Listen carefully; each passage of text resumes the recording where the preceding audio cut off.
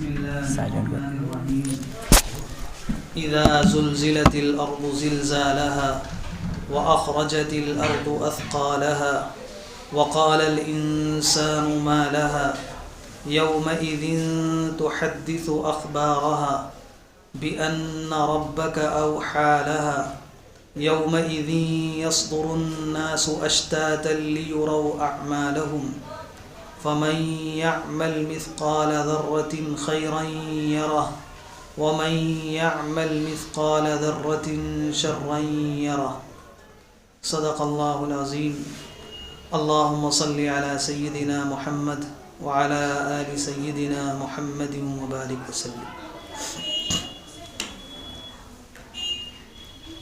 جو صورت آپ حضرات کے سامنے تلاوت کی گئی ہے یہ پارے عم کی صورت ہے، سورہ زلزال. اس صورت میں اللہ تبارک و تعالی نے قیامت کا ایک منظر بیان فرمایا ہے کہ وہاں کیا ہوگا، اس دن کیسا ہوگا. قرآن کریم کی جتنی بھی صورتیں ہیں اور جتنی بھی آیات ہیں اس میں 3 باتوں میں سے کوئی ایک بات بیان فرمائی گئی ہے. یعنی قرآن پاک کا جو سینٹرل آئیڈیا ہے، بنیادی مضمون ہے قرآن کا، وہ 3 چیزیں ہیں: توحید، آخرت اور رسالت. یعنی اس کائنات کو بنانے والا ایک ہے، چلانے والا ایک ہے، اور ایک دن یہ پوری کائنات، پورا نظام فنا ہو جائے گا، قیامت آ جائے گی. اس دن کیا ہوگا؟ فنا ہونے کے بعد کون لوگ کامیاب ہوں گے، کون ناکام ہوں گے، کن باتوں کی وجہ سے لوگ کامیاب ہوں گے، کن باتوں کی وجہ سے ناکام ہوں گے.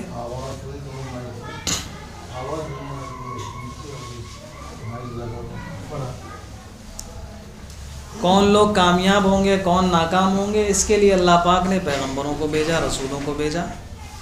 تو یہ 3 بنیادی مضامین ہیں قرآن پاک. جتنے واقعات اللہ تعالیٰ نے بیان فرمائے پچھلی قوموں کے، ان تمام واقعات کا بھی خلاصہ اور لب لباب یہی 3 باتوں میں سے کوئی ایک بات ہوتا ہے. یا تو اس میں توحید کا مضمون ہوتا ہے، یا آخرت کا مضمون ہوتا ہے، یا رسالت کا مضمون ہوتا ہے. اس صورت میں اللہ پاک نے آخرت اور قیامت کا تذکرہ فرمایا. اللہ تعالیٰ ارشاد فرماتے ہیں: اذا زلزلت الارض زلزالها، جب زمین ہلا دی جائے گی. ایک اور جگہ اللہ تعالیٰ نے تذکرہ فرمایا: یا ایھا الناس اتقوا ربکم ان زلزلۃ الساعۃ شیء عظیم. مولانا آپ آگے آ جائیے.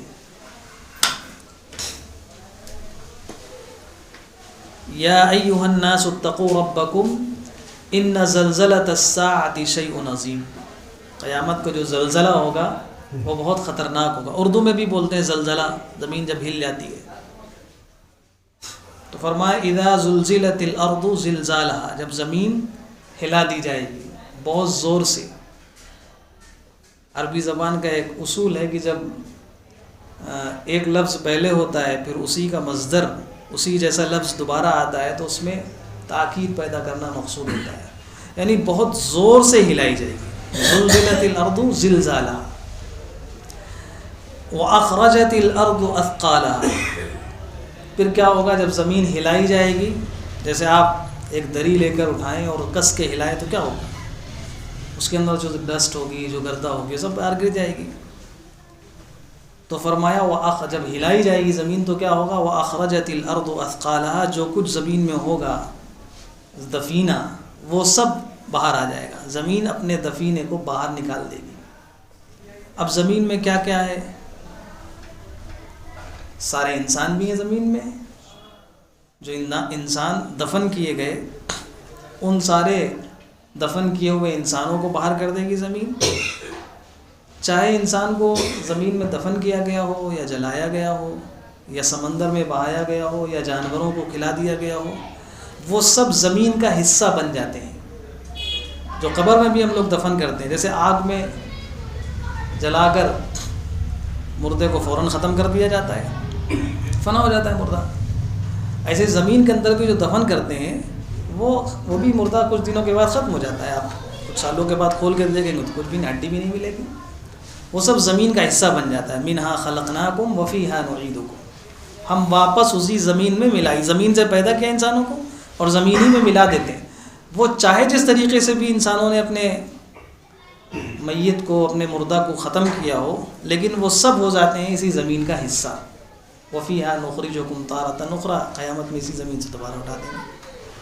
تو اللہ تعالیٰ دوبارہ زمین سے، ایک تو سارے انسان نکل جائیں گے، دوسرے زمین میں جو دفینے ہوں گے، زمین کے اندر اللہ پاک نے بے پناہ چیزیں چھپا رکھی ہیں، تو سونے چاندی کے ذخائر، روایات میں آتا ہے کہ بڑے بڑے سونے کے ستون وہ زمین باہر نکال دے گی۔ چنانچہ ایک چور جس کا دنیا میں ہاتھ کاٹا گیا ہوگا چوری کی وجہ سے، جب وہ سونے کا بڑا ستون دیکھے گا تو افسوس کرے گا کہ اسی سونے کی وجہ سے میں نے زمین میں کسی کی چوری کی تھی اور جس کی وجہ سے میرا ہاتھ کاٹا گیا تھا، آج تو اس کی کوئی حیثیت نہیں، کوئی لینے والا نہیں ہے وہاں۔ ایک شخص آئے گا، وہ دیکھے گا جس نے اس مال کی وجہ سے رشتہ داریوں کو توڑا ہوگا، تو جب وہ دیکھے گا تو افسوس کرے گا کہ اچھا اسی مال کی وجہ سے ہم نے اپنے رشتے ناتوں کو توڑا تھا، تعلقات کو ختم کیا تھا، آج تو یہاں کوئی لینے والا نہیں ہے۔ غرض اس طرح سے بہت سے لوگ دیکھیں گے اور اس دن افسوس کریں گے کہ جس مال کی وجہ سے ہم نے دنیا میں اتنی محنتیں کیں اور نہ جانے کیا کیا گڑبڑیں سڑبڑیں کیں، آج اس کی تو کوئی حیثیت ہی نہیں مال کی۔ زمین سارے دفینے نکال کر باہر پھینک دے گی اپنے۔ وَأَخْرَجَتِ الْأَرْضُ أَثْقَالَهَا وَقَالَ الْإِنسَانُ مَا لَهَا، انسان جب دیکھے گا تو کہے گا ارے یہ سب کیا ہے، یہ کیا ہو گیا۔ تو جو ایمان والے ہوں گے ان کو تو پہلے سے پتہ ہوگا کہ ایک دن دوبارہ ہمیں اٹھایا جانا ہے۔ یہ اصل میں کافر کہیں گے کہ ارے ہمیں تو دوبارہ زندہ کر دیا گیا۔ یومئذ تحدث اخبارها، اس دن زمین اپنی خبریں بیان کرے گی۔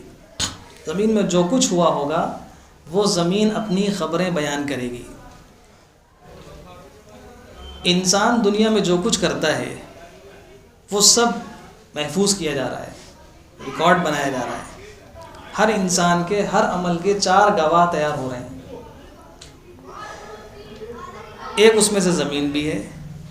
ہم زمین میں کوئی، ابھی اتنے لوگ یہاں بیٹھے ہیں اور ہم اللہ کے پاک کلام کا درس سن رہے ہیں، اللہ کے پاک کلام کو سن رہے ہیں، اللہ پاک عمل کی بھی توفیق نصیب فرمائے۔ یہ زمین قیامت کے دن ہم سب کا نام لے کر گواہی دے گی انشاءاللہ کہ فلاں تاریخ کو فلاں نماز کے بعد یہ اتنے بندے نام کے ساتھ بتائے گی، میرے اوپر بیٹھ کر اے اللہ آپ کے پاک کلام کو سنا اور سنایا تھا۔ زمین گواہی دے گی ہر عمل کی، اچھا برا عمل ہو تو زمین گواہی دے گی، برا عمل ہو تو گواہی دے گی۔ ہاں اگر وہ عمل باقی رہا ہو، ایسا بھی ہوتا ہے کہ آدمی نے کوئی عمل کیا چاہے وہ اچھا ہو یا برا، وہ ختم ہو جائے۔ مثلا برا عمل کیا کیسے ختم ہوگا؟ توبہ اور استغفار کر لیے ختم ہو جائے گا۔ اب زمین گواہی نہیں، اللہ تعالیٰ زمین کو بلا دیں گے، بلکہ 4 گواہوں سے بلا دیں گے۔ 4 گواہ ہیں انسان کے، ایک تو زمین، دوسرے انسان کے نام اعمال دیکھے گا، کہے گا ما لهذا الكتاب لا يغادر صغيرة ولا كبيرة الا احصاها۔ پھر منکر نکیر جو لکھ رہے ہیں کرامن کاتبین، وہ پھر انسان کے خود اعضاء اور جوارح، جس جسم کے حصے سے کوئی کام کیا ہوگا وہ جسم کا حصہ قیامت میں گواہی دے گا۔ اليوم نختم على افواههم وتكلمنا ايديهم وتشهد ارجلهم بما كانوا يكسبون، جو کچھ کیا ہوگا وہ گواہی دیں گے اعضاء، تو زمین بھی گواہی دے گی۔ لیکن اگر کوئی سچی پکی توبہ کر لے تو اللہ تعالیٰ ان 4 گواہوں سے ان کو بھلا دیتے ہیں، نام اعمال سے بھی مٹا دیں گے، فرشتوں کو بھی بھلا دیں گے، جسم کے جس حصے سے کیا ہوگا اس حصے کو بھلا دیں گے، زمین کے جس حصے میں گناہ کیا ہوگا اس حصے کو بھی بھلا دیں گے، اگر سچی پکی اللہ سے توبہ کر لے۔ اسی طرح کوئی نیک عمل کیا ریکارڈ ہو گیا، لیکن اس نیک عمل کے بعد کوئی ایسا کام کر لیا جس کی وجہ سے وہ نیک عمل ختم ہوتا ہو۔ مثلا ایک صاحب کا واقعہ لکھا ہے، کوئی گیا ان کے گھر تو صاحب خانہ نے اپنے نوکر سے کہا وہ جو ہم دوسرے حج میں پیالیاں لے کر آئے تھے اس میں چائے لے کر آؤ۔ تو جو مہمان صاحب تھے وہ اللہ کے ولی تھے، انہوں نے کہا کہ آپ نے اس ایک جملے سے اپنے دونوں حج کا ثواب ختم کر دیا، بندوں کو سنا دیا کہ اس کا مطلب ہم نے 2 حج کیے ہیں۔ تو کبھی ایسا ہوتا ہے نیک عمل کیا وہ بھی ختم ہو گیا، بندوں کو دکھاوے کی وجہ سے، ریاکاری کی وجہ سے نیک عمل، یا ایسا بھی ہو سکتا ہے قیامت میں نیک عمل انسان لے کر گیا لیکن اس کے اوپر دوسرے اتنے کیسز ہیں کہ جس کی وجہ سے وہاں تو کچھ ہوگا نہیں، یہی نیک عمل دیے جائیں گے۔ اسی لیے حدیث پاک میں فرمایا کہ ایک انسان قیامت میں دفتر لے کر آئے گا لیکن اس کے سارے اعمال دے دیے جائیں گے، کسی کو ستایا تھا، کسی کو گالی دی تھی، پریشان کیا تھا، اس کے نیک عمل اس کو دلوا دیے جائیں گے، وہ مفلس ہو جائے گا۔ فرمایا مفلس ہے ایسا انسان۔ تو جو بھی کیا ہوگا زمین کے اوپر وہ زمین گواہی دے گی۔ پہلے زمانے میں یہ بات سمجھ میں نہیں آتی تھی کہ زمین کیسے گواہی دے گی، لیکن قرآن میں تھا تو جو اہل ایمان تھے وہ تو مانتے تھے، یقین کرتے تھے کہ اللہ نے جو کچھ فرمایا وہ برحق ہے۔ لیکن بعض لوگ جو ہر چیز اپنی عقل سے سوچتے تھے تو انہوں نے انکار کر دیا، کہا زمین جو گواہی دے گی وہ دراصل اپنے حال سے بیان کرے گی۔ جیسے کہتے ہیں کہ تاج محل خود کہہ رہا تھا کہ بڑا خوبصورت ہے، زبان سے نہیں بول رہا تاج محل، وہ یعنی اس کا خود حال بتاتا ہے کہ بہت خوبصورت ہے۔ تو ایک زبان قال ہوتی، زبان سے انسان بولے، ایک اس کی حالت بتاتی ہے۔ تو معتزلہ ایک فرقہ گزرا، اس نے کہا کہ زمین بولے گی نہیں بلکہ اس کی حالت خود ایسی ہوگی کہ وہ حالت بتا دے گی فلاں آدمی نے کیا ہے، کیونکہ ان کو عقل سے زمین کیسے بول سکتی ہے۔ لیکن اب بہت سی چیزیں سمجھنا بڑا آسان ہو گیا، اللہ پاک نے انسان کو عقل دی، دنیا نے ترقی کی بہت سی۔ اب یہ آپ دیکھیے موبائل ہے، یہ بولتا ہے کہ نہیں، آپ ایک پلے کا بٹن آن کر دیتے ہیں بولنے لگتا ہے۔ جب یہ موبائل بول سکتا ہے تو اللہ تعالیٰ یہ پلے کا بٹن زمین میں دبا دیں گے، زمین بولنے لگے گی۔ کیا مشکل ہے اللہ کے لیے؟ جب ایک انسان ایسی چیز بنا سکتا ہے کہ جو بول دے تو زمین نہیں بول سکتی۔ جسم کے اعضاء بولیں گے، زبان بھی جسم کا ایک عضو ہے، زبان کو اللہ نے حکم دیا، زبان بولتی ہے۔ کل اللہ تعالیٰ اسی انگلیوں سے کہہ دیں گے بولو، انگلیوں سے آواز آنے لگے گی۔ اللہ کے لیے کیا مشکل ہے؟ زبان بھی گوشت کا ایک لوتھڑا ہے، ہاتھ بھی ایک گوشت کا ایک ٹکڑا ہے۔ جب گوشت کے ایک ٹکڑے سے آواز آ سکتی ہے دوسرے سے بھی آواز آ سکتی ہے۔ تو فرمایا وَأَخْرَجَتِ الْأَرْضُ أَثْقَالَهَا وَقَالَ الْإِنسَانُ مَا لَهَا يَوْمَئِذٍ تُحَدِّثُ أَخْبَارَهَا بِأَنَّ رَبَّكَ أَوْحَىٰ لَهَا۔ زمین کیوں بول دے گی؟ اللہ پاک زمین کو حکم دیں گے، پلے کا بٹن اللہ تعالیٰ دبا دیں گے، بولو، بولنے لگے گی۔ يَوْمَئِذٍ يَصْدُرُ النَّاسُ أَشْتَاتًا لِيُرَوْا أَعْمَالَهُمْ۔ اس دن لوگوں کو ایک گروہ کے گروہ بنا کر اللہ کے سامنے حاضر کیا جائے گا تاکہ لوگ اپنے اعمال کا بدلہ دیکھ لیں، اپنے اعمال کو دیکھ لیں، یعنی اعمال کا بدلہ دیکھ لیں، جزا دیکھ لیں، کیا ملنے والا ہے، جنت دیکھ لیں یا جہنم دیکھ لیں۔ تو اس کے 2 مطلب ہیں کہ یا تو یہ بھی بیان کیا گیا ہے کہ گروہ کے گروہ آئیں گے، تھوڑا سا آپ لوگ آگے آ جائیں گے۔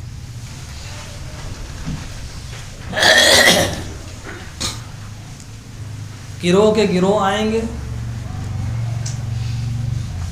مثلا کچھ انسان ہیں جن کو نماز پڑھنے میں بہت دل لگتا ہے تو نمازیوں کا ایک الگ گروہ ہوگا۔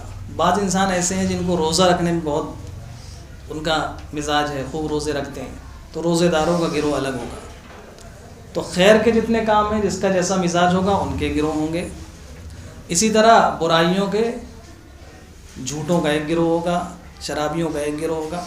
یہ بھی ہے کہ جماعت کی شکل میں الگ الگ اللہ کے سامنے حاضر کیے جائیں گے لوگ تاکہ اپنے اعمال کا بدلہ دیکھ سکیں۔ اور یہ بھی آتا ہے کہ انفرادی طور پر الگ الگ سب کو حاضر کیا جائے گا تاکہ سب لوگ اپنے اپنے عمل کا بدلہ دیکھ سکیں، سب کو الگ الگ کر دیا جائے گا۔ ہر انسان کا وہاں معاملہ علیحدہ ہوگا، انڈیویجولی ہوگا، جس نے دنیا میں جیسا کام کیا ہوگا۔ دنیا میں ایسا ہوتا ہے کہ دنیا میں اگر اللہ کی طرف سے کوئی نعمتیں آئیں تو وہ سب کو ملتی ہیں، چاہے وہ کوئی اللہ کو ماننے والا ہو یا انکار کرنے والا ہو۔ یا کبھی اللہ کی طرف سے کوئی سزا آتی ہے تو اس کے اثرات سب کے اوپر ہوتے ہیں۔ زلزلہ آ گیا تو مندر بھی گرے گی، مسجد بھی گرے گی، نیک لوگ بھی اس میں مریں گے، اچھے لوگ بھی مریں گے۔ دنیا میں اچھائی یا برائی اللہ کی طرف سے جو بھی آتی ہے اس کے اثرات سب کے اوپر ہوتے ہیں۔ لیکن قیامت میں یومئذ یصدر الناس اشتاتا، سب کو الگ الگ کر دیا جائے گا۔ نیک لوگوں کا عمل ایسا نہیں ہوگا کہ کسی دوسرے کے بدلہ کسی اور کو دے دیا جائے، یا نیک لوگوں کو جو بدلہ دیا جا رہا ہو اس کا اثر بروں پر بھی پڑ جائے یا بروں کو جو سزا دی جا رہی ہے اس کا اثر نیک لوگوں پر بھی آ جائے، ایسا نہیں ہوگا. وہاں سب کو بالکل علیحدہ علیحدہ معاملہ کیا جائے گا، ہر ایک کے ساتھ انفرادی طور پہ وہاں معاملہ کیا جائے گا. یومئذ یصدر الناس اشتاتا لیروا اعمالهم. پھر یہ جو آخری کی 2 آیات ہیں یہ بہت ہی اہم آیات ہیں. انہی آیات کی وجہ سے اللہ کے رسول صلی اللہ علیہ وسلم نے فرمایا کہ قرآن پاک کا یہ آدھا حصہ ہے. فَمَن يَعْمَلْ مِثْقَالَ ذَرَّةٍ خَيْرًا يَرَهُ وَمَن يَعْمَلْ مِثْقَالَ ذَرَّةٍ شَرًّا يَرَهُ. دنیا میں جس نے ایک ذرے کے برابر نیکی کی ہوگی وہ وہاں اس کو پالے گا، اس کو دیکھ لے گا، اور ایک ذرے کے برابر برائی کی ہوگی تو وہ وہاں اس کو دیکھ لے گا اور پالے گا. ایسا نہیں ہوگا کہ کسی نے دنیا میں کوئی نیکی کی وہ مس ہو گئی، کہیں کھو گئی، مل ہی نہیں رہی ہے وہاں، یا کوئی برائی کی وہ برائی غائب ہو گئی. سب کچھ موجود ہوگا. ذرہ عربی زبان میں جس زمانے میں قرآن نازل ہو رہا تھا تو قرآن پاک میں جو الفاظ ہیں وہ ایسے ہیں کہ ہر زمانے کے اعتبار سے لوگوں کو سمجھ میں آ جائے. ذرہ عربی زبان میں اصل میں کہتے ہیں چیٹی کا جو انڈا ہوتا ہے اس کو ذرہ کہتے ہیں. اس زمانے میں سب سے چھوٹی چیز لوگوں کے لیے عام مشاہدے میں دیکھنے کے لیے وہی چیز تھی. آج تو اس سے چھوٹی چھوٹی چیزیں سائنس نے دریافت کر لی ہیں. یعنی چھوٹی سے معمولی چیز بھی ہوگی، معمولی سے معمولی خیر کا کام کیا ہوگا وہ بھی وہاں موجود ہوگا، اور ذرا سی بھی برائی کی ہوگی وہ بھی وہاں موجود ہوگی. یہ دونوں آیتیں حضرت حکیم الامت رحمۃ اللہ علیہ نے فرمایا کہ یہ ایسی ہیں کہ یہ 2 بازو ہیں. جیسے پرندے کے 2 پر ہوتے ہیں، وہ اگر وہ صحیح سالم ہے تو جتنا چاہے بلند ہو جائے، تو یہ ترغیب اور ترہیب کے 2 بازو ہیں. اس کو اگر انسان لگا لے جتنی بلندی پر چاہے پہنچ جائے. نیک عمل کرتا رہے، برائیوں سے بچتا رہے، یہی زندگی ہے. یہ جو اللہ تعالیٰ نے حکم دیا اس کو کرے، اور یہ سوچ کر کرے کہ ہم جو کچھ کر رہے ہیں آخرت میں اس کا بدلہ ملے گا. اور برائیوں سے بچے، یہ سوچ کر بچے کہ اگر ذرا سی بھی برائی کی تو وہاں سزا ملے گی. ایسا نہیں ہو سکتا کہ کوئی برائی انسان کر لے اور وہاں بچ جائے. جو کچھ ہم کر رہے ہیں وہ سب اللہ تعالیٰ کو معلوم ہے، اللہ تعالیٰ دیکھ رہے ہیں. ذَلِكَ لِتَعْلَمُوا أَنَّ اللَّهَ يَعْلَمُ مَا فِي السَّمَاوَاتِ وَمَا فِي الْأَرْضِ. اللہ تعالیٰ نے فرمایا کہ جو کچھ تم کرتے ہو، جو کچھ آسمان و زمین، یہ بات جان لو کہ جو کچھ آسمان و زمین میں ہے اللہ تعالیٰ سب چیز سے واقف ہے. اعلموا ان اللہ شدید العقاب وان اللہ غفور الرحیم. بہت سخت سزا دینے والے بھی ہیں اور بہت زیادہ معاف کرنے والے بھی ہیں. یہ دونوں پہلو خیر اور شر جس کے سامنے ہوں گے، اللہ تعالیٰ کا جمال بھی سامنے ہو، اللہ کا جلال بھی سامنے ہو، کہ نیکی کریں گے تو اللہ کی طرف سے اچھا بدلہ ملے گا، برائی کریں گے تو سخت سزا ہوگی. یہ دونوں پہلو جس کے سامنے ہوں گے اس کی زندگی بہت قیمتی ہو جائے گی. جنت بھی سامنے ہو، دوزخ بھی سامنے ہو، اللہ کی عظمت بھی دل میں ہو، اللہ کی محبت بھی دل میں ہو.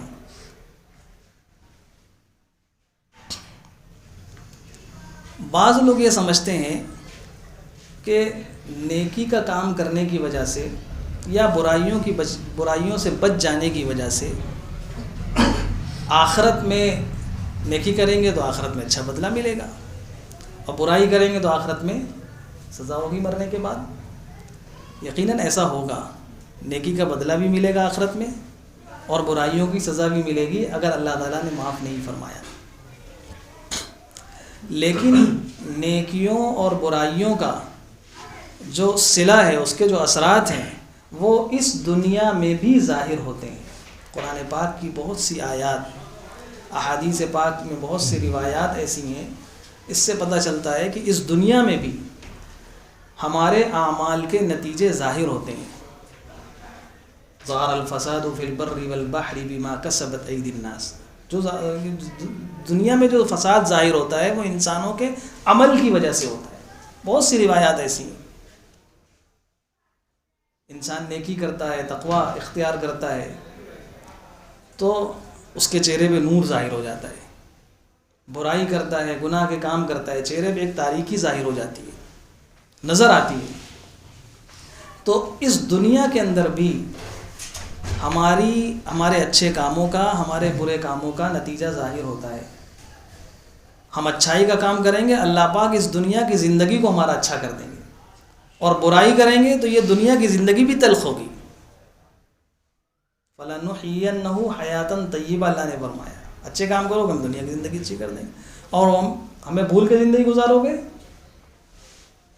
وَمَنْ أَعْرَضَ عَنْ ذِكْرِي فَإِنَّ لَهُ مَعِيشَةً ضَنْكًا، اس دنیا کی زندگی کو ہم تلخ کر دیں گے۔ تو ہمارے یہ بات اچھی طرح ذہن میں رکھنی چاہیے کہ ہم جو بھی برائی کریں گے اس کا جو صلہ، جو بدلہ، جو سزا، جو عذاب آخرت میں ہوگا وہ تو ہوگا، اس دنیا میں بھی اس کی نحوستیں ظاہر ہوں گی۔ ایسا نہیں کہ بچ جائے انسان، اس دنیا میں بھی ظاہر ہوں گی، اور جو ہم اچھا کام کریں گے اس کا جو صلہ اللہ نے انعام آخرت میں رکھا ہوگا تو ملے گا، وہ تو وہ ملے گا جو انسان نے سوچا بھی نہیں ہوگا۔ ما لا عین رأت ولا اذن سمعت، نہ کانوں نے دیکھا ہوگا، نہ کانوں نے سنا ہوگا، نہ آنکھوں نے دیکھا ہوگا، نہ دل میں اس کا خیال بھی گزرا ہوگا کیسی نعمتیں ملیں گی، لیکن نیکی کا عمل اس دنیا میں بھی ظاہر ہوگا، اور نیکی کے اثرات اس دنیا میں بھی ظاہر ہوں گے اگر ہم اچھی زندگی گزاریں گے۔ دوسری بات یہ ہے کہ بعض لوگ یہ سمجھتے ہیں کہ اگر ہم نے نیکی کی زندگی گزارنا شروع کر دیا، اچھے اعمال کرنے شروع کر دیے اور برائیوں سے بچنا شروع کر دیا تو پھر زندگی کا مزہ باقی نہیں رہے گا۔ ابھی تو ہم آزاد ہیں، گناہ کر لیتے ہیں، ادھر چلے گئے، یہ گناہ کر لیا، وہ گناہ کر لیا، اس کو دیکھ لیا، اس کو دیکھ لیا۔ اگر نیک بن گئے تو یہ سارے گناہ چھوٹ جائیں گے۔ ایک آدمی مثلا رشوت لے رہا ہے، ایک آدمی ہے سودی کاروبار کر رہا ہے، کوئی نوجوان ہے غلط محبت میں پھنسا ہوا ہے، تو وہ سوچتا ہے اگر ہم نیک بن گئے تو یہ سب کچھ چھوڑنا پڑے گا، پھر مزہ کیا رہ جائے گا۔ یہ بھی شیطان کا ایک بہت بڑا دھوکہ ہے۔ اللہ پاک کی عظمت جب دل میں پیدا ہو جائے گی تو پھر گناہوں کو چھوڑنے میں مزہ آئے گا، گناہوں کے چھوڑنے میں مزہ آئے گا اگر اللہ پاک کی عظمت دل میں پیدا ہو گئی۔ جیسے آپ ایک مثال سے سمجھیے، مثلا ایک آدمی ہے، وہ کسی سرکاری عہدے پر آفیسر ہے، فائز ہے، اس کی ڈیوٹی ہے، اس نے کسی کا کام کرنے کے لیے رشوت لے لی، 1 کروڑ روپے مثلا رشوت لے لی، کتنی بڑی رقم ہے۔ اب وہ 1 کروڑ روپے لے کر گھر آ رہا ہے، اپنے سوچ رہا ہے کہ اب گھر جا کر بیوی کے سارے زیور نئے بنوا دوں گا، گھر میں پینٹ پورا تبدیل کرا دوں گا، ایک فلاں جگہ زمین بک رہی ہے وہ خرید لوں گا، یہ سب اپنے پلاننگ بناتے ہوئے آ رہا ہے۔ راستے میں اس کا کوئی دوست ملا، اس نے اس کی گاڑی رکوائی اور کہا تمہیں کچھ خبر بھی ہے، تمہاری رشوت کی اطلاع ہو گئی ہے اور اینٹی کرپشن فورس تمہارے پیچھے آ رہا ہے، میڈیا کے لوگ بھی ہیں، تمہارا فوٹو کھینچیں گے، کل اخبار میں چھپے گا، تمہیں سزا بھی ہوگی، نوکری بھی جائے گی، اور رسوائی اور بدنامی جو ہوگی وہ تو ہوگی۔ اس نے جب سنا اور دیکھا کہ میرا دوست سچا ہے، کبھی جھوٹ نہیں بولتا، میرا مخلص ہے، تو اس نے فوراً وہ 1 کروڑ روپیہ نوٹوں سے بھرا بیگ وہ اٹھایا اور دیکھا کہ ایک مینول کا ڈھکن کھلا ہوا ہے، اس کے اندر ڈال دیا۔ آپ بتائیے جس وقت یہ 1 کروڑ روپے ڈال رہا ہوگا تو اس وقت خوشی ہوگی یا غم؟ اس کو کیا ہوگا؟ خوشی ہوگی، غم نہیں ہوگا، خوشی ہوگی۔ کیوں؟ اس لیے کہ اگر یہ نہ بتاتا دوست اور پکڑ جاتے تو یہ پیسہ تو جاتے ہی جاتا، نوکری جاتی، جیل میں جاتے، سزا ہوتی، رسوائی اور بدنامی ہوتی، خاندان میں بدنامی ہوتی، سب جگہ بدنامی ہوتی۔ وہ ساری زندگی اس اپنے دوست کا احسان مانے گا کہ تم نے ہمیں بہت بڑی رسوائی اور ذلت سے بچا لیا۔ یہ کیوں ہوا؟ اس لیے کہ اس کے دل کے اندر یہ ہے کہ اگر پکڑ جاتے تو سزا ہوتی۔ ایسے ہی اللہ کی عظمت کا جب احساس دل کے اندر پیدا ہو جاتا ہے کہ اگر مخبر صادق صلی اللہ علیہ وسلم نے خبر دی ہے کہ تم گناہوں کے ساتھ اگر آخرت میں جاؤ گے تو بہت سخت سزا ہوگی، سخت پکڑ ہوگی، جہنم میں ڈالا جائے گا، تپایا جائے گا، تو جب وہ آخرت کا استحضار ہوگا تو پھر گناہ چھوڑنا آسان نہیں بلکہ مزہ آئے گا گناہ کے چھوڑنے میں۔ جیسے اس انسان کو مزہ آیا، اس انسان کو خوشی ہوئی 1 کروڑ روپے ڈالنے میں، پھینکنے میں، کہ ہمیں چھٹکارا مل گیا پکڑ سے، ایسے ہی جب اللہ تعالیٰ کی عظمت دل میں پیدا ہو جائے گی تو گناہوں کے چھوڑنے میں مزہ آنے لگے گا، لطف آنے لگے گا۔ ہم نے سنا ہے بزرگوں سے، ابھی ویسی وہ تو حاصل نہیں ہے عظمت دل کے اندر کیا ہوتی ہے کیا نہیں ہوتی، لیکن کتابوں میں پڑھا ہے اور ایسے لوگوں کو دیکھا بھی ہے انہوں نے بتایا کیا مزہ آتا ہے. کبھی ایسے لوگوں کے پاس بیٹھنا چاہیے. اللہ کی عظمت یعنی یہ دل کے اندر بس پیدا ہو جائے تو پھر بڑے سے بڑے عمل کو گناہ کو چھوڑ دینا انسان کے لیے آسان ہوتا ہے. کیوں؟ اس کی سزا کا پتہ ہوتا ہے کہ اگر ہم اس حال میں گئے اللہ کے یہاں کیا معاملہ ہونے والا ہے. اب یہ صفت کیسے پیدا ہوگی کہ ہم نیک کام کرنے لگے ہیں. اور یہ چھوٹی سے چھوٹی برائیاں، نیک کام جو انسان کرتا ہے جنت کا شوق ہو تو کرتا ہے، برائیوں سے بچتا ہے جہنم کا خوف ہو تو بچتا ہے. نیک کام کرتا ہے اللہ سے محبت ہو تو کرتا ہے، برائیوں سے بچتا ہے اللہ کی عظمت ہو دل میں تو بچتا ہے خوف ہو. یہی دو چیزیں ہیں، یہ پیدا ہو گئی دل میں تو انسان کی زندگی بڑی معتدل ہو جاتی ہے، اعتدال پر آ جاتی ہے. اسی لیے اللہ تعالیٰ نے ایک ہی آیت میں فرمایا اعلموا ان اللہ شدید العقاب وان اللہ غفور الرحیم. یہاں بھی فرمایا فمن یعمل مثقال ذرۃ خیرا یرہ ومن یعمل مثقال ذرۃ شرا یرہ. کوئی عمل چھپا ہوا نہیں ہے، جو کچھ ہم کر رہے ہیں اللہ تعالیٰ کے سامنے. چھوٹا سے چھوٹا کام ایسا نہیں ہوگا وہاں چھپ جائے گا. ایک نوجوان کسی بزرگ کے پاس گیا کہ حضرت ایسا گناہ کرنے کا بہت تقاضا ہوتا ہے، کچھ ایسا بتا دیجئے کہ ہم گناہ بھی کر لیں سزا بھی نہ ہو. تو انہوں نے کہا کہ جب گناہ کا ارادہ ہو تو ایسی جگہ گناہ کرنا جہاں اللہ پاک نہ دیکھیں. گناہ بھی کر لو گے سزا بھی نہیں ہوگی. ہے دنیا میں کوئی ایسی جگہ ہے جہاں اللہ پاک نہ دیکھے؟ کوئی کہیں بھی انسان چھپ جائے، اللہ تو ہر جگہ ہے نا، اللہ تو ہر جگہ دیکھ رہا ہے. کوئی جگہ ایسی ہے ہی نہیں کہ انسان گناہ کر لے اور گناہ سے بچ جائے. اسی لیے حضرت عطا ابن ابی رباح رضی اللہ تعالیٰ عنہ بڑے درجے کے تابعی ہیں. امام بخاری رحمۃ اللہ علیہ نے بھی ان کے اقوال نقل کیے ہیں. حضرت فرماتے ہیں کہ اللہ تعالیٰ نے مجھے القاء کیا کہ اے انسان، تو جب گناہ کرتا ہے تو انسانوں سے چھپانے کے لیے سارے پردے ڈال لیتا ہے، کمرے کو بند کر لیتا ہے، پردے ڈال لے کو انسان نہ دیکھ پائے. موبائل میں لوگ لاک لگا لیتے ہیں، اندر کی چیزیں کیا ہیں کوئی دیکھ نہ پائے، انسان نہ دیکھ پائے. تو کیا تیرے نزدیک سب سے کمزور میں ہی ہوں کہ مجھ سے اپنے گناہوں کو نہیں چھپاتا؟ پردے بھی ڈال لیا اللہ کے تو سامنے انسان. یہ استحضار جب پیدا ہو جاتا ہے انسان کے اندر، اللہ تعالیٰ کا خوف. رسول اللہ صلی اللہ علیہ وسلم جب لیٹتے تھے دائنی کروٹ، روایات میں آتا ہے کہ ہتھیلی سر کے نیچے گال کے نیچے رکھتے تھے، پیر تھوڑا سا سکوڑ لیتے تھے اور دعا پڑھنے کے بعد یہ کہتے تھے کہ اے اللہ اللہم انی اعوذ بک من کل عمل یخزینی، اے اللہ ہر ایسے عمل سے بچائے رکھیے گا جس سے قیامت میں میری رسوائی ہو. تو معصوم عن الخطا تھے، ان سے کون سے گناہ ہوئے تھے؟ تو اللہ تعالیٰ نے تو ان کی وجہ سے سب کچھ بنایا، لیکن وہ دل میں عظمت کیا حال ہے، کیا کہہ رہے ہیں اللہ قیامت میں رسوا نہ کیجیے گا، اس رسوائی سے بچا لیجیے گا. ہم لوگ اپنی زندگی کا جائزہ لیں. تو اب یہ عظمت کیسے پیدا ہوگی؟ اس کے لیے دو عمل ہیں، گناہوں سے بچنا آسان ہو جائے گا.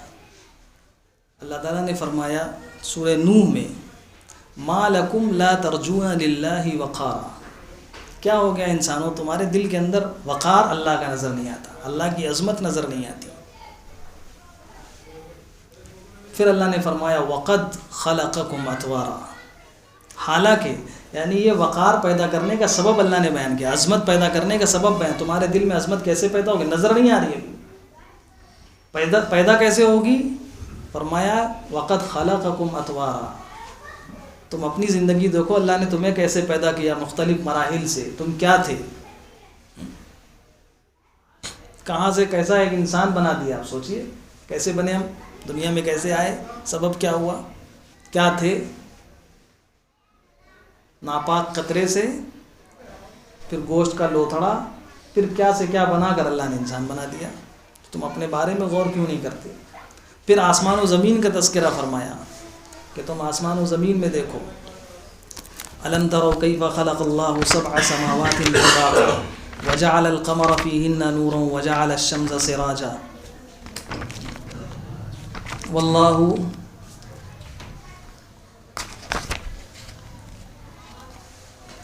وجعل القمر فيهن نورا وجعل الشمس سراجا. آسمان و زمین کو دیکھو کہ ہم نے کیسے آسمان کو تہ در تہ بنایا ہے، کتنی بلندیوں پر بنایا. ابھی تو سائنس کہتی کہ آسمان کچھ ہے ہی نہیں. سائنس کیا کہتی اس سے میں کوئی لینا تھا. اللہ نے فرمایا کہ آسمان ہے تو ہے، اب کیسا ہے کیا ہے وہ اللہ ہی جانتے. اور ساتھ ہیں یہ بھی اللہ تعالیٰ نے تذکرہ فرمایا، اس کی کیا کیفیت ہے وہ اللہ تعالیٰ اس سے واقف ہے. وجعل القمر فيهن نورا وجعل الشمس سراجا. آسمان چاند اور سورج کو روشنی اللہ تعالیٰ نے دی. فرمایا اس کو دیکھو واللہ انبتکم من الارض نباتا، تم کو زمین سے اگایا، زمین سے پیدا کیا. ثم نعیدکم فیہا ویخرجکم اخراجا، پھر واپس زمین میں، پھر اسی زمین سے تم کو دوبارہ باہر نکالیں گے. واللہ جعل لکم الارض بساطا لتسلکوا منہا سبلا فجاجا، اور اللہ نے زمین کو تمہارے لیے راہ گزر، راستہ چلنے کے لیے وہ بنایا، راستہ بنایا زمین کو. گویا اللہ تعالیٰ نے اشارہ کیا کہ تم اللہ کی عظمت اگر دل میں پیدا کرنا چاہتے ہو، وقار پیدا کرنا چاہتے ہو تاکہ تم گناہوں سے بچ جاؤ، اس کا پہلا سبب یہ ہے کہ ان چیزوں پہ غور و فکر، اپنی ذات پہ غور و فکر کرو. اللہ نے کیسی آنکھ بنائی، آنکھ کی روشنی کتنی، یعنی اس چھوٹی سی آنکھ میں میڈیکل سائنس کے اتنے الگ الگ شعبے ہیں. آپ چلے جائیں تو ڈاکٹر کہتا ہے، آنکھ کا ڈاکٹر کہتا ہے یہ میرا نہیں، یہ ریٹینا والا معاملہ ہے، یہ ان کے پاس جائیے، یہ ان کے پاس جائیے، پلکوں کا معاملہ ہے ان کے پاس جائیے. یعنی صرف اتنے سے حصے میں 60 یا 70 الگ الگ ڈپارٹمنٹ ہیں میڈیکل سائنس میں، آنکھ کے ذرا سے حصے کے لیے. اللہ نے کیسی کاریگری سے بنایا ہے.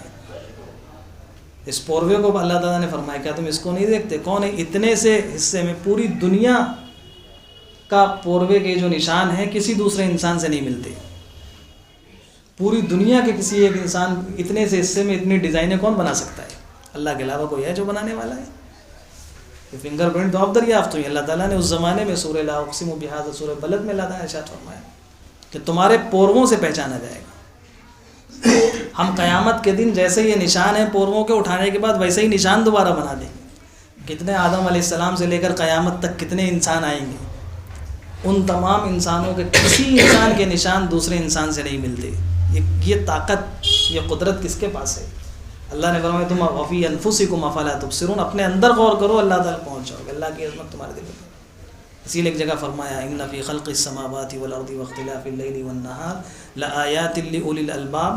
آسمان و زمین میں جو لوگ غور کرتے ہیں، اللہ کی تخلیق میں جو لوگ غور کرتے ہیں، کیسا بلند آسمان بنایا، کیسی زمین بنائی. آپ کھودیے نیچے پانی ہے، سخت زمین ہے، اس پہ کوئی چیز ڈال دیجیے تو اندر سے کچھ نہیں پتہ. آپ ایک بیج ڈال دیجیے کتنے دانے نکل رہے ہیں، زمین کے اندر کیا چھپا ہوا. آپ کھودتے رہیے تو ایک بھی پھل نہیں ملے گا. اور ایک دانہ ڈال دیجیے اسی سے پھل کے پھل نکل آئے.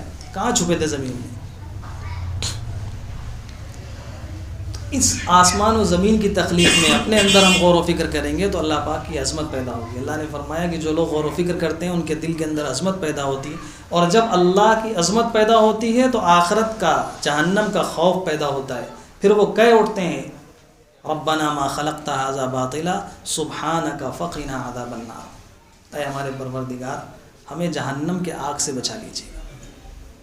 تو ایک کام تو یہ ہے کہ اگر گناہوں سے اپنے آپ کو بچانا ہے تو اپنے دل کے اندر اللہ کی بڑائی اور اللہ کی عظمت کا خوب استحضار کریں. اللہ تعالیٰ کتنے بڑے ہیں. اب بڑائی دل میں آ جاتی ہے، جیسے ایک بچہ ہے، اس کے دل میں باپ کی بڑائی ہے، باپ کی عظمت ہے، تو پھر وہ بچہ باپ کے سامنے غلط کام، مثلا سگریٹ پیتا ہے، وہ باپ کے سامنے نہیں پیے گا، وہ باپ کی بڑائی ہے. گالی دیتا باہر دیتا ہے لیکن باپ کے سامنے نہیں دے گا، وہ سوچے گا میرے ابا ہیں. باپ کی عظمت دل میں، عظمت پیدا ہو جاتی ہے تو پھر گناہ سے بچنا آسان ہوتا ہے. استاد کی عظمت دل میں ہے، طالب علم استاد کے سامنے غلط کام نہیں کرتا کیونکہ استاد کی عظمت دل میں ہے. تو ایک کام تو یہ کہ ہم دل میں اللہ تعالیٰ کی عظمت پیدا فرمائیں. اور اللہ تعالیٰ نے تو ایسا انتظام فرمایا ہے، اگر انسان غور کرے، کچھ بھی نہ کرے، ہم روزانہ اذان سنتے ہیں، 6 مرتبہ ہر اذان میں یہ اعلان ہوتا ہے اللہ اکبر. کانوں سے سن لیتے، اللہ پاک دل کے کانوں سے سننے کی توفیق نصیب فرما دے کہ سب سے بڑے اللہ تعالیٰ، اور پوری دنیا میں اعلان ہو رہا ہے. اور نماز میں کھڑے ہوتے ہیں آ کر اللہ اکبر، رکوع کیا اللہ اکبر، سجدہ کیا اللہ اکبر، ہر رکعت میں 6 مرتبہ، اذان میں بھی 6 مرتبہ اور ہر رکعت میں بھی 6 مرتبہ اللہ کی بڑائی کو اللہ تعالیٰ سنواتے ہیں اور زبان سے بلواتے ہیں۔ نماز میں تو امام کے پیچھے ہیں تو بھی یہ تکبیرات کہنی ہے، اذان میں سنوا دیا، مؤذن کہہ رہا ہم سن رہے ہیں، بعد میں آپ اذان کا جواب دیتے ہیں اس میں بھی کہتے ہیں اور نماز میں بھی کہنا ہے۔ تو یہ کانوں سے سنوا کر اور زبان سے کہلوا کر بار بار، ورنہ اللہ تعالیٰ کی بڑائی کسی کی محتاج نہیں ہے، اللہ تعالیٰ کی بڑائی ذاتی ہے۔ اسی لیے حدیث پاک میں آتا ہے دنیا کے سارے انسان مل کر اللہ پاک کی تعریف کرنے لگیں، اللہ کی بڑائی میں ذرہ برابر اضافہ نہیں ہوگا، اس لیے کہ اگر اضافہ ہو جاتا تو اس کا مطلب یہ تھا اتنی بڑائی کم تھی، بندوں نے اضافہ کیا تو اللہ تعالیٰ بڑے ہو گئے۔ اللہ تعالیٰ تو ہر عیب سے پاک ہے، اللہ الصمد بے نیاز ہے۔ تو 6 مرتبہ اذان میں 6 مرتبہ، اس کی بہت سی حکمتیں ہو سکتی ہیں، بعض حکمتیں لوگوں نے بیان کی۔ ایک حکمت یہ بھی ہے کہ 6 جہتیں ہیں، سمت جو ڈائریکشن ہے، مشرق مغرب شمال جنوب اوپر نیچے آسمان و زمین، یعنی ہر طرف یہ، چاہے شمال میں کوئی رہتا ہو، جنوب میں کوئی رہتا ہو، مشرق میں ہو، مغرب میں ہو، آسمان میں ہو، زمین میں ہو، کہیں بھی ہو، کسی بھی حال میں ہو، وہ یہ خیال کر لے کہ اللہ اکبر، سب سے بڑے جو ہیں وہ اللہ ہیں، یہ بڑائی دل میں آ جائے۔ تو ایک کام تو یہ ہم غور و فکر کریں روزانہ تھوڑی دیر، اور دوسرا اللہ پاک نے فرمایا یا ایھا الذین آمنوا اتقوا اللہ وکونوا مع الصادقین، یہ جو صفت ہے گناہوں سے بچنے کی، یہ پیدا ہوتی ہے نیک لوگوں کی صحبت سے۔ تھوڑی دیر کسی نیک بندے کی صحبت میں انسان بیٹھنے لگے تو جس کی صحبت میں بیٹھتا ہے اس کا رنگ چڑھتا ہے، یہ بالکل فطری چیز ہے۔ جس کے بعد انسان بیٹھے گا کچھ دنوں میں ویسے ہی باتیں کرنے لگے گا، ویسے ہی اسی کے رنگ میں دھیمے دھیمے ڈھلنے لگے گا۔ تو اللہ تعالیٰ نے یہ 2 طریقے بتائے ہیں گناہوں سے بچنے کے لیے، جو اسپرٹ ہے، جو روح ہے پیدا کرنے کے لیے۔ ایک تو اللہ تعالیٰ کی تخلیقات میں غور کرنا، مخلوقات میں غور کرنا، دوسرے نیک لوگوں کی صحبت۔ ایک بات اور اس ان آیات کے ضمن میں کہ چھوٹا سے چھوٹا عمل بھی ہو اس کو، یعنی اگر نیکی کا کام ہو تو اس کو یہ چھوڑ کر سوچ کر کہ یہ چھوٹا سا ہے، چھوڑو کون کرے، چھوڑنا نہیں چاہیے کبھی۔ اسی طرح چھوٹی سی چھوٹی برائی ہو، بعض لوگ بڑی بڑی برائیوں سے تو بچ جاتے ہیں لیکن چھوٹے چھوٹے گناہوں سے نہیں بچتے۔ گناہ ہے۔ حضرت علامہ ابن تیمیہ رحمۃ اللہ علیہ نے فرمایا کہ گناہ کو یہ مت دیکھو کہ یہ صغیرہ ہے یا کبیرہ، یہ دیکھو نافرمانی کس کی ہو رہی ہے۔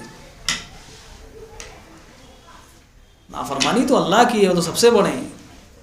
تو چھوٹا سے بھی گناہ ہو اس سے بھی انسان اپنے آپ کو بچائے، اور چھوٹی سی بھی نیکی کرنے کا موقع ملے۔ مسلم شریف کی روایت ہے، رسول اللہ صلی اللہ علیہ وسلم نے فرمایا کہ تمہیں اتنا موقع ملے کہ تم کسی سے ملاقات کرو تو ملاقات کی سنت یہ ہے کہ جب ملاقات کرو تو مسکرا کر سلام کرو۔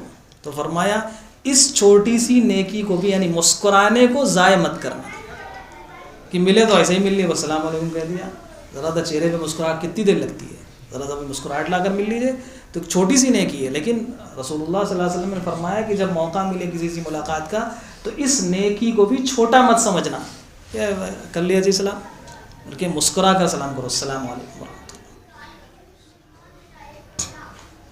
آپ نے سنا ہوگا بایزید بستامی رحمۃ اللہ علیہ، بہت بڑے اللہ والے تھے، بزرگ تھے۔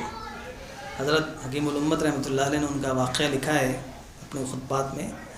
حضرت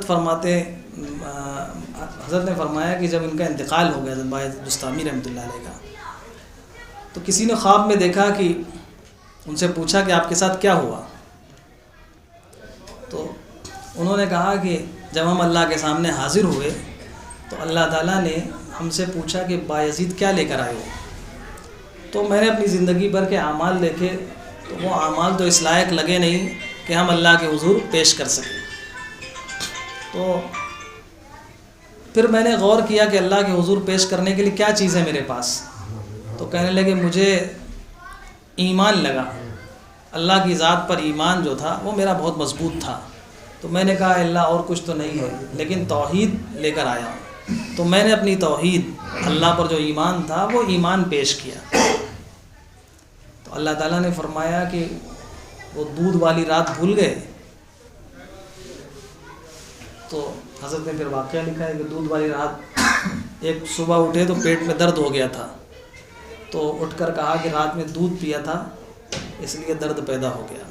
حالانکہ بیماری و شفا کون دیتا ہے؟ اللہ دیتے ہیں۔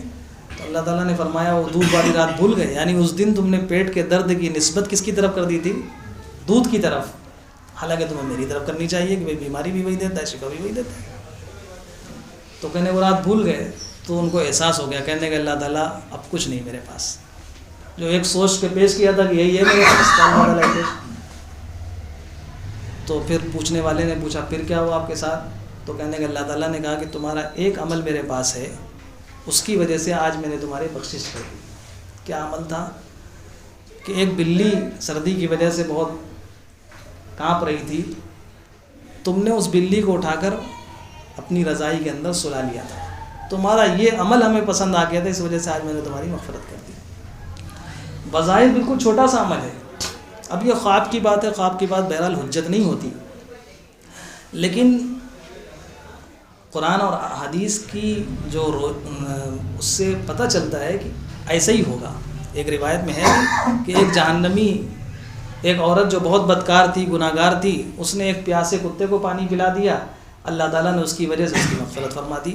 تو یہ چھوٹا سا عمل ہے، لیکن اس ایک عمل کی وجہ سے اللہ تعالیٰ نے ساری زندگی کے گناہوں کو معاف فرما دیا۔ تو نیکی کا چھوٹا سے چھوٹا موقع ملے اس کو ضائع نہیں کرنا چاہیے۔ اسی لیے فرمایا حدیث میں کہ اماطۃ الاذی عن الطریق، راستے سے تکلیف دہ چیز کو ہٹا دینا، یہ بھی ایمان کا ایک شعبہ۔ آپ چلے جا رہے ہیں، کیلے کا چھلکا پڑا ہے، آپ نے پیر سے ذرا سا کنارے کر دیا، ہو سکتا ہے کل یہی عمل آپ کے جنت میں جانے کا سبب بن جائے۔ بالکل چھوٹا سا عمل ہے، تو نیکی کا چھوٹا سے چھوٹا موقع ملے اس کو ضائع نہیں کرنا چاہیے۔ اور اسی طرح گناہ، بعض لوگ سمجھتے ہیں کہ ہم تو بہت بڑے گناہ گار ہیں، ہم نے اتنے گناہ کر لیے، اب یہ ذرا سی نیکی سے کیا ہوگا؟ یہ نہیں سوچنا ہے ذرا سی نیکی سے کیا ہوگا، ہو سکتا ہے یہی نیکی سبب بن جائے ہماری زندگی کے سارے گناہوں کے معاف ہونے کا۔ تو جب بھی نیکی کا موقع ملے اس نیکی کو ضرور کر لینا چاہیے۔ یہ شیطان اس وقت یہ ذہن میں ڈالتا ہے تم اتنے گناہ گار آدمی ہو، تمہاری اس ذرا سی نیکی کرنے سے کیا فائدہ ہو؟ جیسے بعض لوگوں سے کہو کہ بھائی ایسا کام کرو تو کہتے ہیں ارے اتنے گناہ کر لیے اب کیا ہے۔ ہمارے استاد حدیث تھے حضرت مولانا مفتی سعید صاحب پالن پوری نور اللہ مرقدہ، تو حضرت فرما رہے تھے میرے گھر میں وہ پتائی کر رہا تھا پینٹر، تو نماز کا وقت ہو، ہم نے اس سے کہا بھائی چلو نماز پڑھ لو، کہنے لگے کہ ساری زندگی نمازیں نہیں پڑھی، ایک نماز پڑھ کے کیا ملے گا؟ تو یہ شیطان دل میں ڈال دیتا ہے کہ تم اتنے گناہ گار ہو، ایک ذرا سی نیکی سے کیا فائدہ ہوگا؟ لیکن یہ واقعات بتاتے ہیں، اور رسول اللہ صلی اللہ علیہ وسلم کی حدیث میں یہ واقعہ کہ ایک پیاسے کتے کو پانی پلانے کی وجہ سے ایک گناہ گار عورت کی مغفرت ہو گئی۔ تو ہمیں نیکی کا چھوٹا سے بھی کام ہو اس کو چھوٹا سمجھ کے چھوڑنا نہیں چاہیے۔ اسی طرح برائی کا ذرا سا عمل ہو، یہ سمجھ کر یہ ذرا سی چیز ہے کر لیں، ہو سکتا ہے اللہ تعالیٰ وہ وہی ناپسند ہو جائے۔ بسا اوقات لوگ بڑے بڑے کام تو کرتے ہیں، بڑی بڑی برائیوں سے بچتے ہیں، لیکن چھوٹی چھوٹی برائیوں سے نہیں بچتے۔ خاص طور سے معاشرتی زندگی میں اس کا بہت زیادہ یعنی لوگ بالکل خیال نہیں کرتے۔ گھر میں مثلاً آپ کاروبار کرتے ہیں، رات میں گھر میں پہنچے، گھر کے لوگ سو رہے ہیں، کھٹاکھٹ لائٹ آن کر دی، کچن میں کھڑبڑ برتن نکالنے لگے، اب کسی کی نیند پہ فرق پڑے کچھ اس سے کوئی لینا دینا نہیں۔ شادی بیاہ ہے، رات میں آپ زور سے آواز سے مطلب رات میں ودا ہو کر 12 بجے 2 بجے 3 بجے بارات آئی، یہ پٹاخے چھٹانے لگے، پورے محلے کے لوگ اٹھ جائیں، یہ تو خیر بہت بڑا ہے، گناہ ہے۔ گھر کے چھوٹے چھوٹے چیزوں کو لوگ برا نہیں سمجھتے، حتیٰ کہ لکھا ہے کہ اگر آپ گھر میں ایک چیز ماچس ہے، اس کی رکھنے کی ایک جگہ بنی ہے، وہاں رکھی جائے گی، آپ نے اٹھا کر اس کو دوسری جگہ رکھ دیا، اب کوئی آدمی اس کو ضرورت پڑی کر کے کسی دوسرے فرد کو، آپ کی بیوی کو، آپ کے بچوں کو، اور وہ وہاں پہ نہیں ملی، اس کی وجہ سے اس کو تکلیف ہوئی، اس عمل سے بھی آپ کو سزا ہوگی آخرت۔ اللہ کے یہاں پکڑ کا سبب ہوگا کہ وہاں سے تم نے ہٹا کے دوسری جگہ رکھا جب ایک جگہ متعین تھی۔ یہ چھوٹا سے عمل بھی ہے۔ معاشرتی زندگی میں ہم لوگ بہت زیادہ بے احتیاطیاں کرتے ہیں، بہت زیادہ۔ اللہ پاک ہم سب کو صحیح سمجھ کی توفیق عطا فرمائے۔ ایک خوبصورت دین رسول اللہ صلی اللہ علیہ وسلم لے کر آئے۔ اگر یہ بات ذہن میں ہوگی کہ ہمارا چھوٹا سے چھوٹا عمل اللہ کے یہاں ریکارڈ ہو رہا ہے، چاہے اچھا ہو یا برا، تو پھر ہر انسان کی زندگی بالکل تبدیل ہو جائے گی۔ اللہ پاک ہم سب کو کہنے اور سننے سے توفیق نصیب فرمائے۔ اور اس صورت کا جو خلاصہ اور لب لباب ہے وہ یہی ہے کہ آخرت میں ہر چیز موجود ہوگی. تو ہم نے ابھی ہمارے پاس وقت ہے جو برائیاں کی ہوں ہم نے بتایا کہ نیکیوں کے محفوظ نیکیاں بھی ختم ہو جاتی ہیں برائیاں بھی ختم ہو جاتی ہیں. تو ایسے کام نہ کریں کہ جو ہماری نیکیاں وہ ختم ہو جائیں، یعنی اپنی نیکیوں کا اظہار کرنا، لوگوں کے سامنے بیان کرنا کہ ہم نماز پڑھی، ہم نے یہ کیا وہ کیا، ہم اتنے نیک ہیں. نیکیوں کو چھپانے کی عادت ڈالنی چاہیے جتنا چھپا سکتا ہو انسان. اور برائیاں اگر ہو جائیں، گناہ ہو جائیں، تو اللہ نے ابھی دروازہ کھول رکھا ہے توبہ اور استغفار کا. سب سے بڑا گناہ اسلام میں کیا ہے؟ شرک کرنا ہے. اگر شرک والا گناہ بھی ہے تو توبہ اور استغفار تھے، شرک میں باقی گناہ سب اس سے نیچے. توبہ اور استغفار کر لیں انسان، سارے گناہ ختم ہو جائیں گے. آپشن ہوتا ہے، آپ کمپیوٹر میں کوئی چیز ٹائپ کر رہے ہیں، ڈیلیٹ کا آپشن ہوتا ہے، ڈیلیٹ کر دے سب غائب ہو جائے گا. تو ابھی ہمارے پاس ڈیلیٹ کا آپشن ہے، آنکھیں بند ہوئی تو وہ ختم ہو جائے گا بس. ابھی ہم چاہیں تو ڈیلیٹ کر سکتے ہیں سب کچھ. ایک مرتبہ سچی پکی اللہ سے توبہ کر لیں کہ اللہ زندگی میں جو گناہ کیا ہو سب معاف فرما دیجیے، ختم ہو جائیں گے. اللہ کے سامنے ایسے حاضر ہوں گے تو صاف ستھرے دھلے ہو گئے. اللہ پاک ہم سب کے گناہوں کو معاف فرمائے اور خوب نیکیاں کرنے کی توفیق نصیب فرمائے.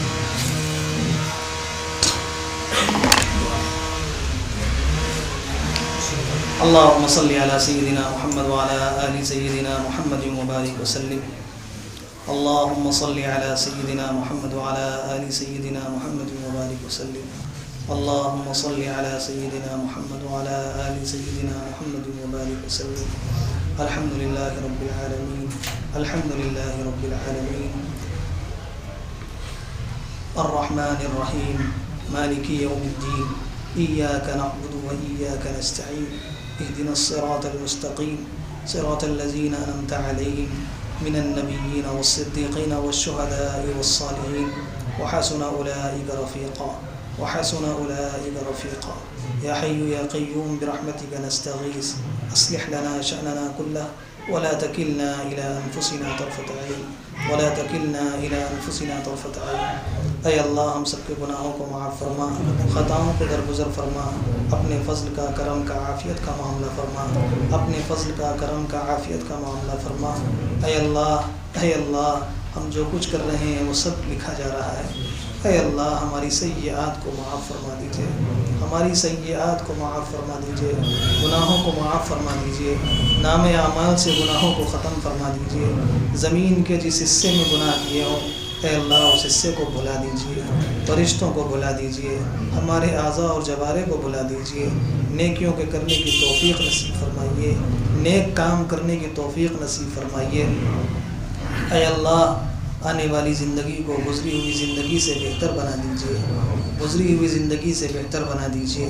اے اللہ اپنی بڑائی کا استحضار ہمارے دلوں میں پیدا فرما دیجیے، اپنی عظمت ہمارے دلوں میں پیدا فرما دیجیے، اپنی محبت ہمارے دلوں میں پیدا فرما دیجیے، اپنی محبت ہمارے دلوں میں پیدا فرما دیجیے.